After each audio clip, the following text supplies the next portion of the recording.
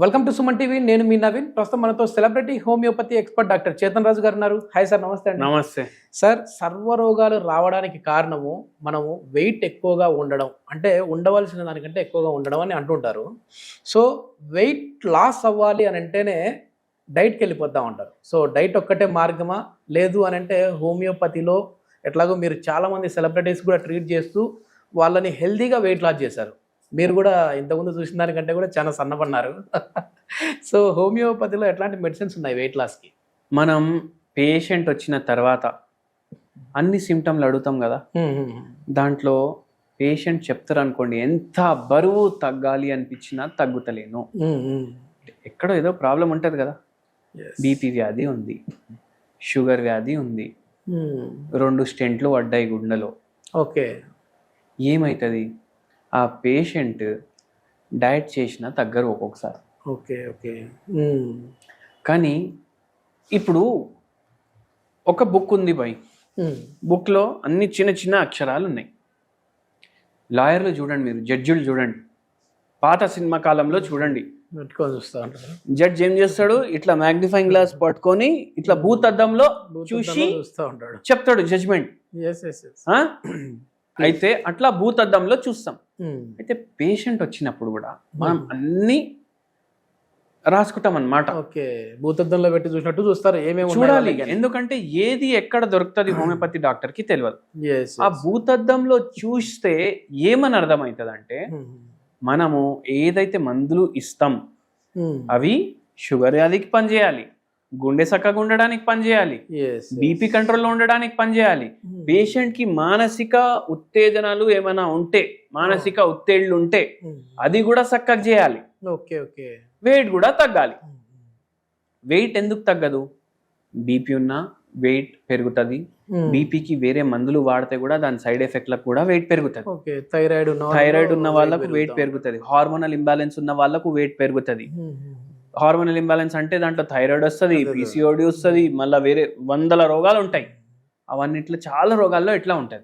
తక్కువ తింటా ఉన్నాం మేము, అన్నం ఎంత తింటా డాక్టర్ సాబ్, 2 బుక్కలు వేసుకుంటా నేను ప్లేట్లా. నేను తినేది చూస్తే మా మన్మడు ఉన్నాడు, వానికన్నా తక్కువ నేను తింటా, అయినా నేను పెరుగుతా అని చాలా మంది అంటారు. నాకే కాదు, మీ చుట్టాలలో కూడా మీరు ఎవరైనా చూస్తే వాళ్ళు చెప్తారు, అరే బేటా ఇంత చేసినా తగ్గుతలేను బేటా, ఇంతే తింటున్నా నేను, నీ కొడుకు కన్నా తక్కువ తింటా నేను, అయినా నేను తగ్గుతలేను అంటారు. అది కారణం ఇది. మళ్ళా మెటబాలిజం స్లో అవుతుంది ఏజ్ తోటి. ఓకే. అయితే ఏంటంటే ఇప్పుడు ఈ మెటబాలిజం మనం పెంచుకోవాలి. మెటబాలిజం పెంచాలి అంటే మనం కరెక్ట్ ఫుడ్ తినాలి, ఫిజికల్ యాక్టివిటీ పెట్టుకోవాలి, మందులు వేసుకోవాలి. అప్పుడైతే ఏమవుతుంది? బరువు తగ్గుతాం. ఇప్పుడు ఉన్నాయి ప్రాబ్లంలు ఉన్నాయి మీకు. ఒకవేళ ప్రాబ్లం లేదు అనుకోండి, ఏమీ రోగం లేదు, బీపీ లేదు, షుగర్ లేదు, థైరాయిడ్ లేదు, పీసీఓడి లేదు, ఏం లేదు, అయినా వెయిట్ పుటాన్ అవుతున్నారు అంటే మీ యాక్టివిటీ చక్కగా లేదు, ఫిజికల్ యాక్టివిటీ మీ లైఫ్లో లేదు, అంతే కదా. మీ మెటబాలిజం స్లో అయింది.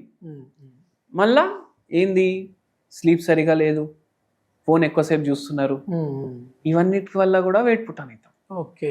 అండ్ మోస్ట్ ఇంపార్టెంట్లీ మీ బాడీకి ఎంత అవసరం మీరు దానికన్నా ఎక్కువ ఇస్తున్నారు మీ బాడీకి,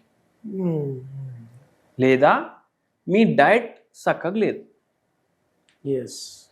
పేషెంట్స్ ఇట్లా వచ్చి మనకు ఒక పేషెంట్ కూడా ఇట్లా తీసుకున్నారు మందులు, వెయిట్ కూడా తగ్గాలి, మోకాళ్ళ నొప్పులు కూడా తగ్గాలి.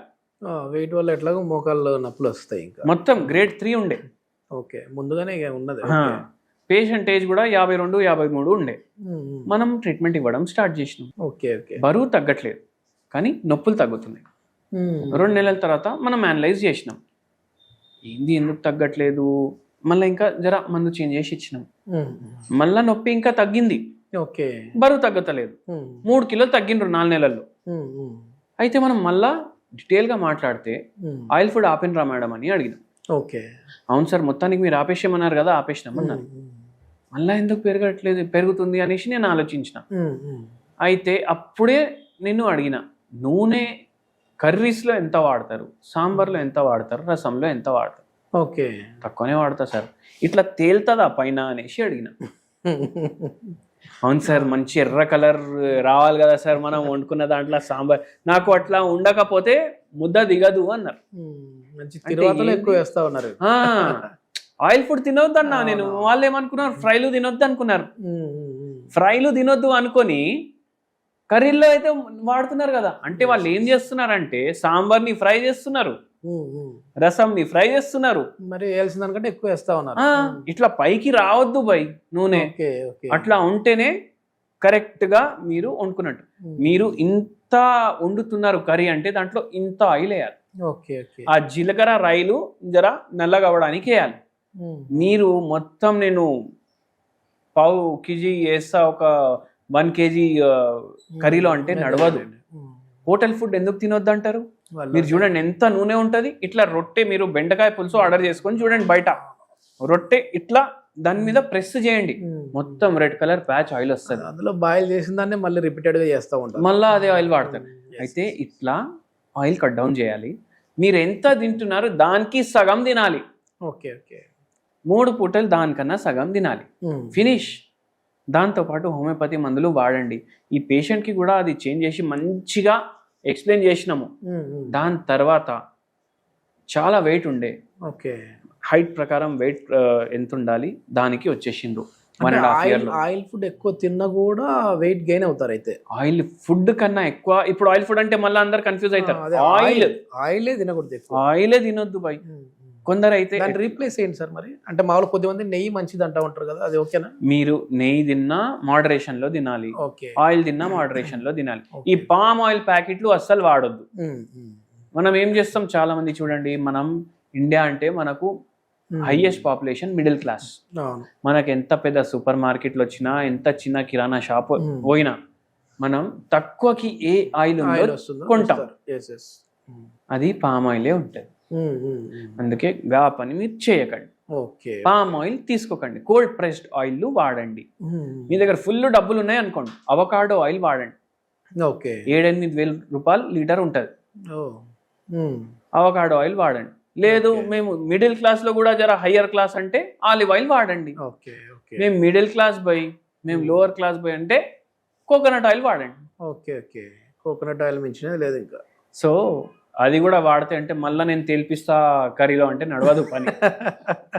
మరీ ఎక్కువ వాడకూడదు, మరీ ఎక్కువ. అది కూడా వేసుకుంటే గింతే వేసుకోవాలి. అయితే మీరేం చేయొచ్చు అంటే, మనం మిడిల్ క్లాస్ కోకోనట్ ఆయిల్ వాడదామంటే మీరు ఊహించుకోండి, నేను అవకాడో ఆయిల్ వాడుతున్నా, 8,000 రూపాయలు పెడుతున్నా, గింత వేసుకుంటారు. తక్కువ అంటే ఎక్కువ వేసుకుంటాడు. అట్లా చేయండి. మళ్ళా బయట ఎక్కువ తినకండి, వెయిట్ లాస్ అవుతుంది. ఒక మంచి హోమ్ రెమెడీ కూడా చెప్తాను.